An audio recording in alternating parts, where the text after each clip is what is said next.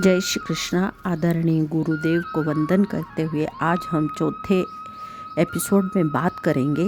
भगवान श्री कृष्ण जी उद्धव जी को कहते हैं कि हे उद्धव, तुम अलकनंदा के किनारे बद्रिका आश्रम में रहकर इंद्रियों को संयमित करके ब्रह्म ज्ञान का चिंतन करो। अपना मन मुझी में स्थिर करो। वैसे करने पर तुम मुझे प्राप्त कर सकोगे। बद्रिका आश्रम योग भूमि है। यहाँ प्रभु की प्राप्ति शीघ्र होती है। उद्धव जी, प्रभु आप भी मेरे साथ चलिए। भगवान उद्धव, मैं शरीर के साथ तो अब वहाँ नहीं जा सकता।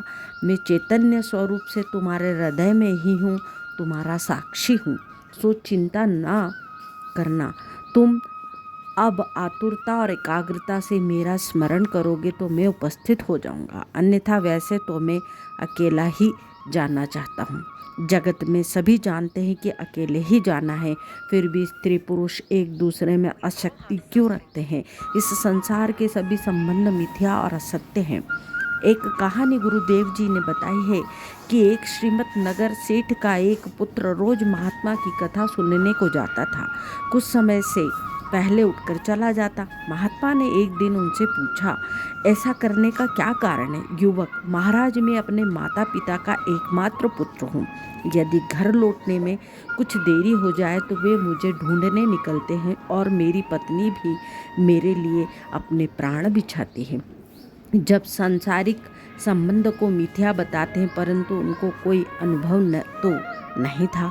महात्मा जी, यदि ऐसा ही है तो आप अपने प्रेम की परीक्षा क्यों नहीं करते?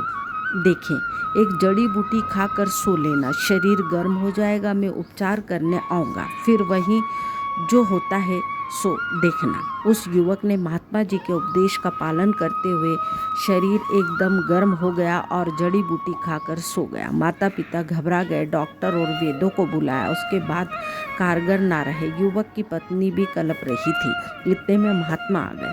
सभी ने उनसे पुत्र का इलाज करने की प्रार्थना की। महात्मा ने चिकित्सा करते हुए किसी से जादू टोना कर दिया है ऐसा कहा।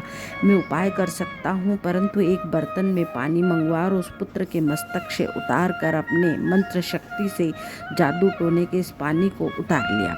यदि इस युवक को बचाना है तो यह पानी किसी को पीना होगा। सभी ने पूछा, महाराज, किंतु यह पानी को पीने से क्या दशा होगी?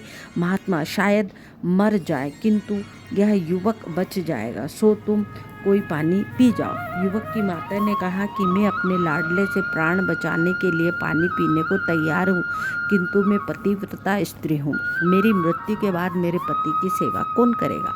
युवक ने पिता से कहा कि यह पानी तो लूँ, किंतु मेरी मृत्यु के बाद इस बेचारी मेरी पत्नी की क्या दशा होगी? यहाँ मेरे बिना कैसे रहेगी?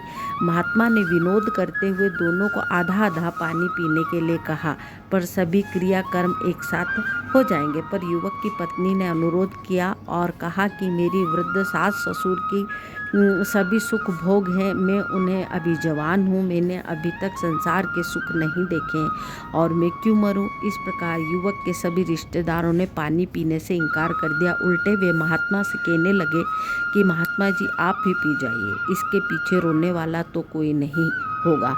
हमेशा कहते हैं कि परोपकार सबसे बड़ा है, सो आप स्वयं परोपकार कर दीजिए। आप सबके पीछे हर साल श्राद्ध और ब्रह्म भोज करेंगे। महात्मा ने पानी पी लिया। पुत्र को अपने रिश्तेदारों के व्यवहार और प्रेम का अनुभव हो चुका था।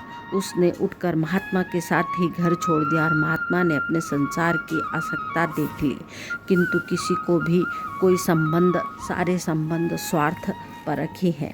हे उद्धव, तुम्हारे साथ में हूँ, हमेशा स्मरण करते रहना। मैं सिद्धि स्मरण ससिद्ध, किंतु उद्धव द्वेष मिटाता है जो भगवान से अपनी चरण पादुकाएं दी और चरण पादुका को लगाकर वह भगवान के साथ श्री कृष्ण को हमेशा अपने साथ रखो और परमात्मा के सानिध्य का सतत अनुभव करो। तुकाराम ने कहा था कि चाहे मेरा वंश ना रहे, चाहे मुझे भूख के मरना पड़े, किंतु प्रभु